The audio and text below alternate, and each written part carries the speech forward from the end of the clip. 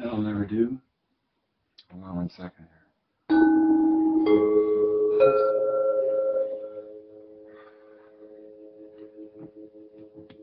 Greetings. My name is Michael Miller. This is a Michael Miller trademark training video out to you because you're watching. Thank you and welcome. It's meant for Michael Miller Pilates licensed affiliates, Recorded Core, and anyone interested in surviving and thriving as a Pilates instructor. Just 3 things today. The number 897 ... the number 900 ! And today is the 897th day of what became a routine and has been for the last 897 days of an intermediate reformer every day, the workout, and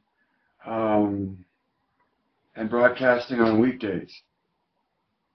So my point to that, to you, is that routine is important because it gives you so much strength from the familiarity you have, and you get more done in less time, right? So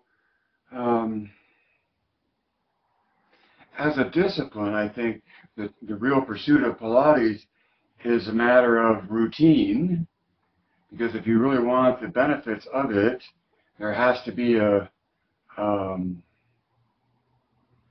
repetition of it, and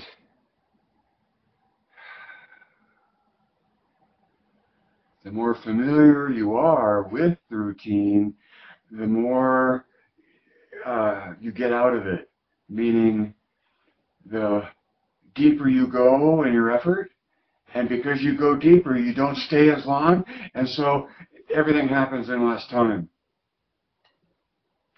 And the instructor stands at the entrance of each cave to each dive, and when the student comes back out, is ready to take the student to the next thing. You know, where to go, what to listen to, what to sense, what to take control of. Control, control. Like reins of a horse, right? I like control as this. Number 2 are the words crimp, hinge, hydraulics, and uniform. Crimp, hinge, hydraulics, and uniform. Oh, and I didn't go look for my hinge.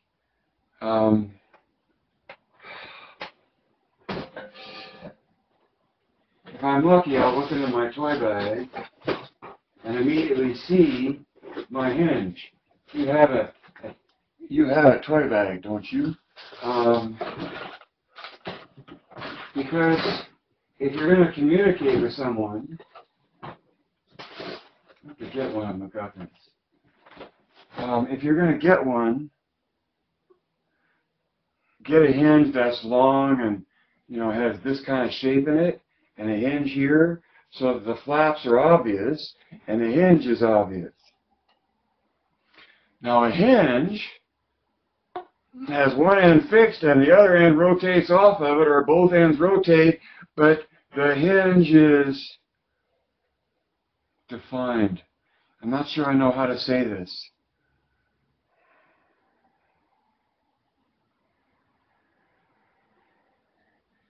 If the body is like this, and when we do this, and now there's a crimp in the hose, right? If water is trying to move through the hose, or you're trying to deliver uniform tension, uniform engagement, you're after uniform engagement, a crimp or a hinge cuts down on that.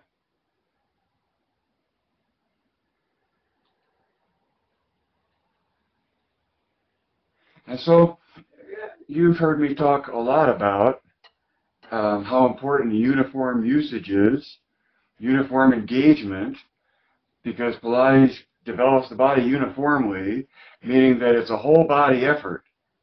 It's a whole body effort when you're making the effort. And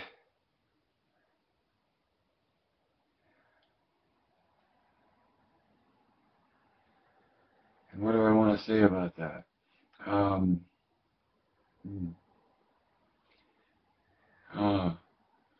Well, so a crimp and hose, a hinge, where it's an actual defined point, is different than,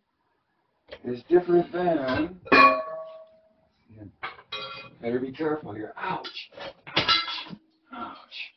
I'm going to break a rib reaching for part of a magic circle. So this is the metal for a magic circle, and it's 15 feet long, and it gets wound up into a magic circle. And where is the magic? What is the magic to a magic circle? It's the tension, right? I make a, okay, hold on.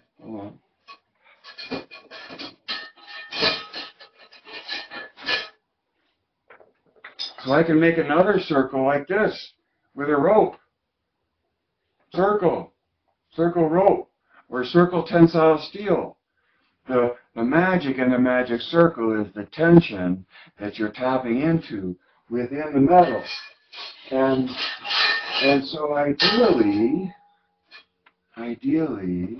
this comes back to the inflection point, which is right here between the hips and the shoulders, and which is right there between the shoulders and the ears. When I say right there, I mean right there somewhere where the curve changes direction, because I'm idealizing the tension being created.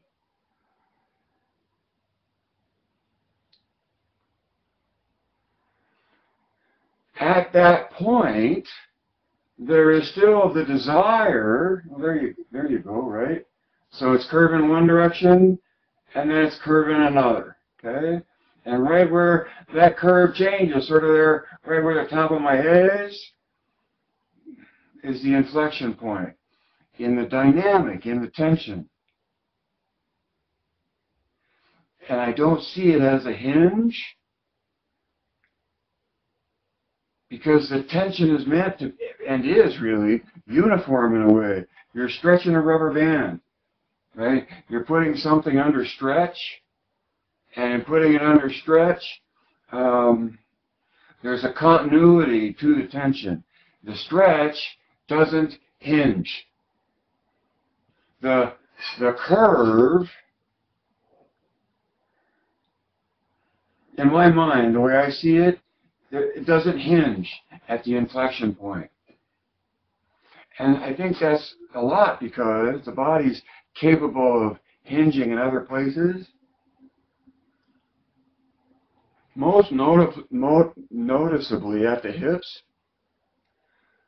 and often something like the needle in yoga, which is a straight crease at the hip, hugging one leg, supporting while the other leg tries to make a perfect split in space, and some variation of that on the reformer around elephant and arabesque, but this deep crease at the hip.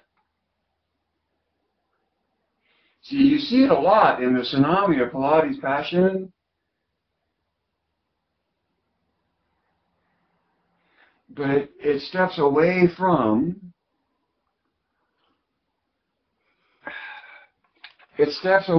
reaching from a state of being in the body, in the moment of the doing. So watch the different levels of illumination on this, if it turns on. Isn't that the coolest thing?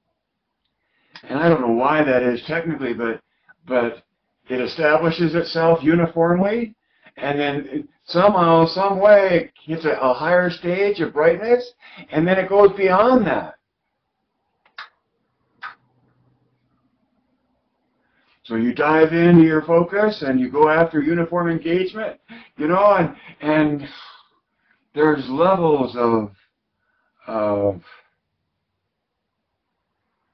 engagement that you're reaching for.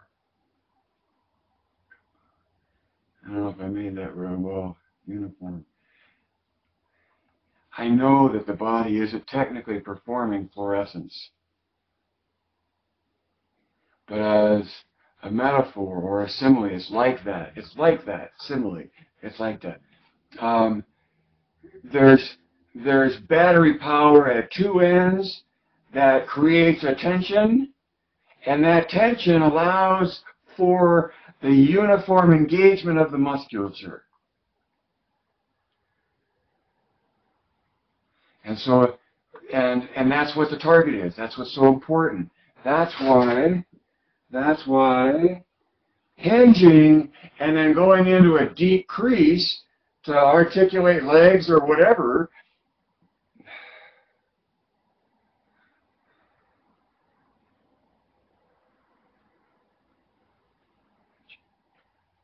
hinging happens at endpoints to facilitate uniform engagement, but to take the length of the body and bend it in half and expect the body to be, see, I don't think, now it's just an opinion, you tell me by your experience, but that quality of being uniformly engaged that you're after diminishes in a deep crease at the hips, which is a good example of why you don't want a crease or a hinge in your effort as much as a uniform effort and whatever supports that. Because the uniform effort is supporting the load of your body.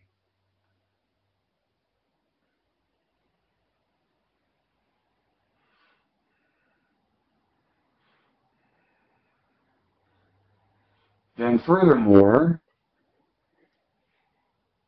you've expressed it recently, associating the abstraction of where the curve changes to a location in your body.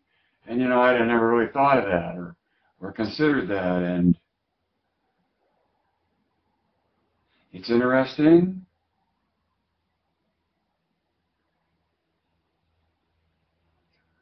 It's interesting. But I feel cautious about trying to go into pieces and parts about where the ideal is seeking to achieve itself and how the pieces and parts fit into that. Right? So go into anatomy all you want, but to the extent that you go into anatomy and you start identifying pieces and parts, right? Keep in mind that its presence is an indication that there's a wholeness to the pieces and parts. And Pilates it comes from there, right? It comes from uniform. And in that regard, right, lately I've been thinking about hinging and crimping and that being a hindrance to transferring hydraulic pressure through a line, like through a hose.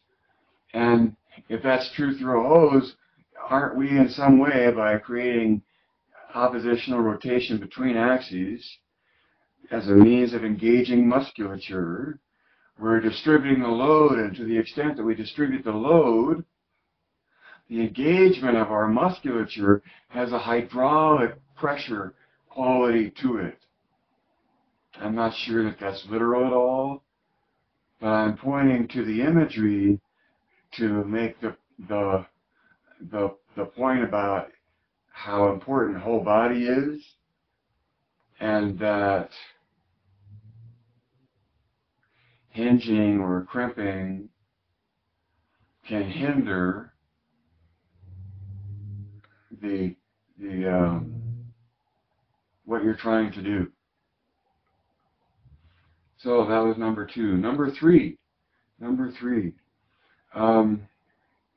Recognize and embrace the flow. Recognize and embrace the flow. when I started thinking about this, I was going to try to come up with a lot of examples. And then I realized I just wanted to use one example to reinforce the point with just that one example, and let you apply it wherever else you think it applies. So the example is the exercises that lead up to spine stretch. Okay? What's different about spine stretch compared to the other exercises that precede it? Well, for me, in my order of things, you're sitting up. You move from the one leg stretch to the two leg stretch, and in Joe's work, straight to the spine stretch, and more contemporary, conventional, those are good words, order of things, one leg stretch, two leg stretch, scissors, double leg lower lift, elbow to knee, and then spine stretch. Okay? And according to my fabricated history,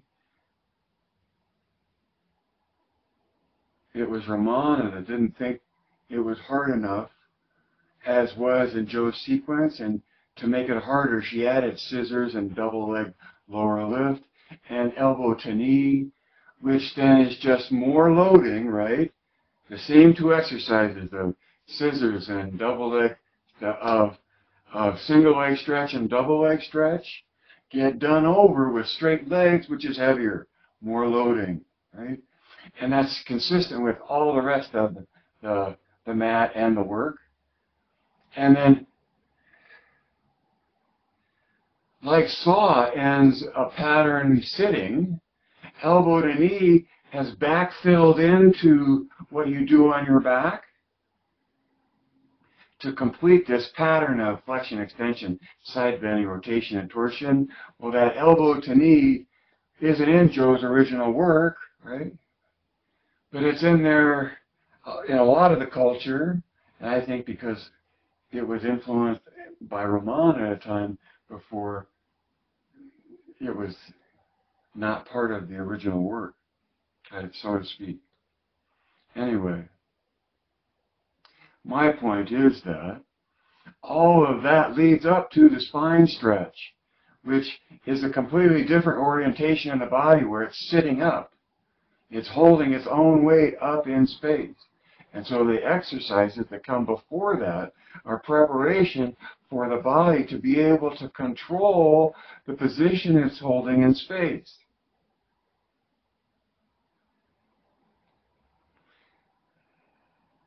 So when I say recognize and embrace the flow, I'm talking about the transitions in this case, and the transition in this case is a build-up into being able to sit up and continue on with the spine stretch. So that if as an instructor you instruct to this effort, whatever it is, and then you take a rest, and then come sit up somehow, however you get up to sitting, right, to go on to the next exercise.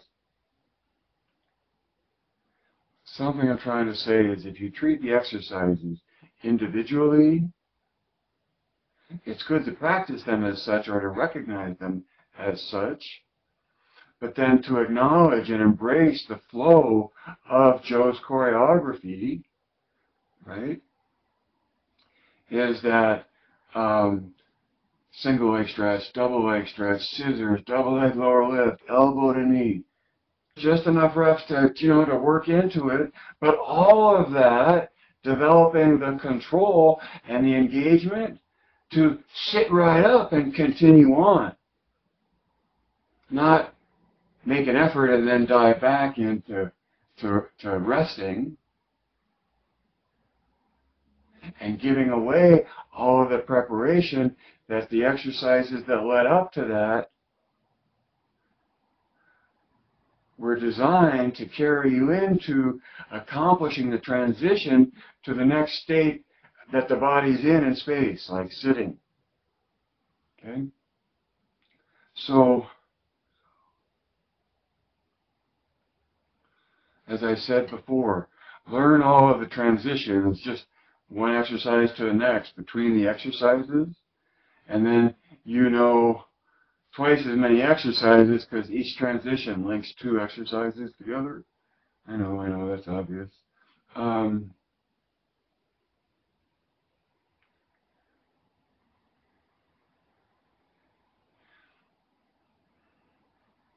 Being familiar with your routine, like I started out, to be familiar with your routine, gives you the opportunity to anticipate what's coming. And so when you're headed to the spine stretch, right, and you know that the exercises are following a very ideal pattern of engagement, leading you up to a new position in space,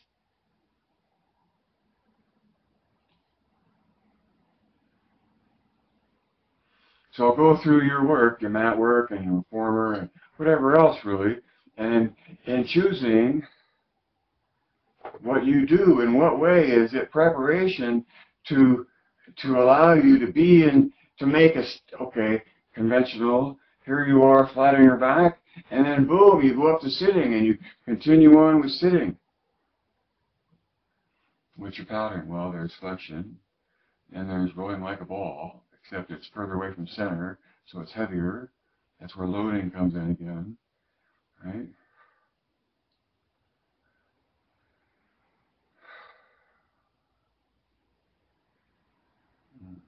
Oh, you come out, see, the way I keep track of my mind, of the flow of the mat, is to be doing it in my head and rely on the transition that seems in patterned or memorized that comes to mind. So I'm open leg rockering, where do I go from there? Well, I end up on my back, and I'm doing effectively the one leg circle with my whole body anchored at the shoulders. You see that, right? Which is a repetition of the one leg circle that you did while you were lying on your back. Then having done that, like stabilized at the shoulders and treated your body through one long twist, using gravity to extrude the stretch, you come out of that and flow right into the saw, which is anchoring at the hips, and having, see, why do the shoulders first if you come from your center out? There's two reasons you do any, there's at least two reasons you do anything in Pilates. One is because that's the way Joe did it. And that's a pretty good reason. And that's the first reason that came to my mind when trying to explain why do you go from corkscrew to saw instead of like saw to corkscrew. Why aren't you anchored at the hips first and making a rotation out through the shoulders? And the first answer to that is that's because that's the way Joe did it. And then my way of explaining, and there's all these other ways, but my way of explaining it is it fits into the flow of going from rocking to anchor at the shoulders, and that the corkscrew is preparation for the saw to come. So yeah, you do the saw and you're anchored at the hips, but it's all of what you did in the I hope I'm saying it right, corkscrew, right? You're on your shoulders, legs go out, come up one way, legs go out and come out the other. It's a big one leg circle anchored at the shoulder, anchored at the end point, at the shoulders. And you come out of that, you anchor at the hips, and the legs are all platform and end points are engaged at ankles, but soft knees, and this whole sense of reaching through uniform engagement into the pattern of effort.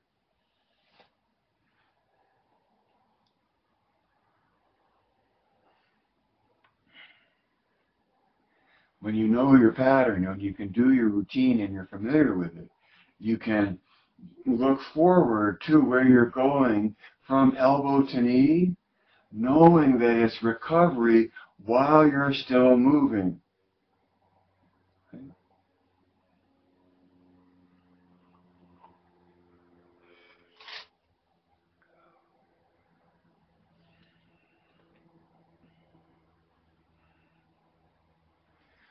So in parting, I'd say build routines that support you and recognize that the Pilates choreography is this ideal poem that's of conditioning in response to the reality that the human being finds themselves in, namely their biology and the physics that the biology exists within.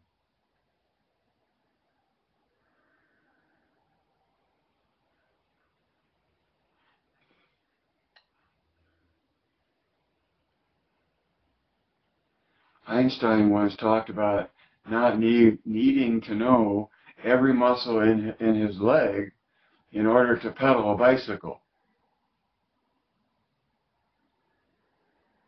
And the point of Pilates is whole body, and so the biology accomplishes the physics.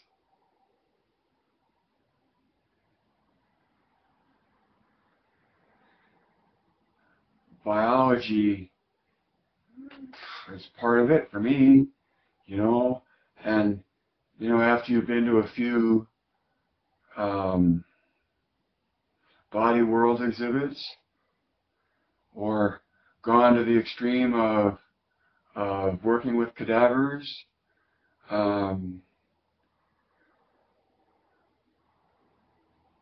it's like thinking at some point, after taking all the pieces apart and studying the pieces, you have to step back and away from that or out of that. And I think some of that comes from observing it or choosing to seek the whole within the pieces. Okay? And that's why, for me, I mean, it's always fascinating what people are doing and where people are going and what kind of science they're trying to apply to the method.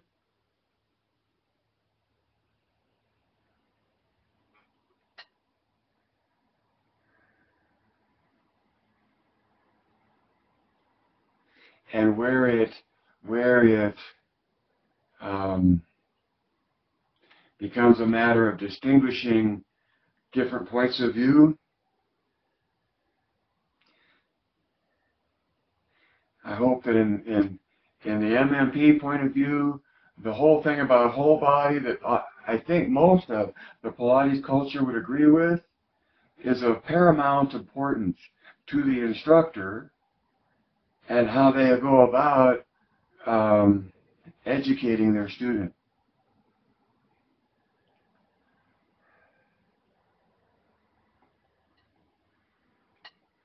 And then when you actually do the mat, when you're doing the mat work, to whatever extent, see, it might, well, when you are in pursuit of the mat and you're in the flow and you're in the experience of complete coordination of body, mind, and spirit, that experience, I think, has a resonance to it or a vibration to it, and is carried upon or with or is part of the nature of observing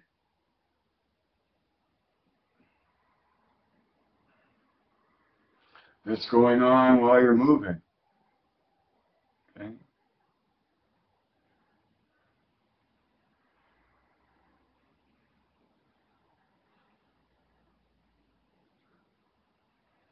Non-local and superluminal,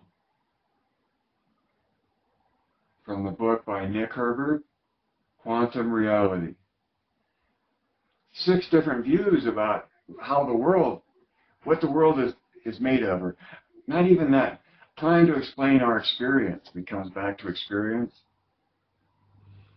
And it's from there that I get observing, most poignantly get observing, as being superluminal and non-local.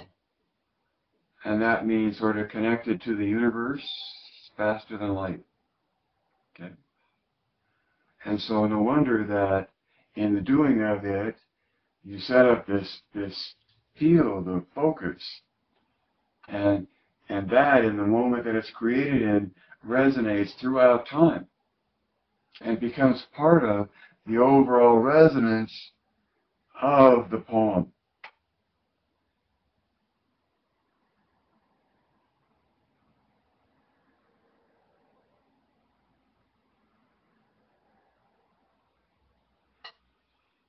Life can't live forever.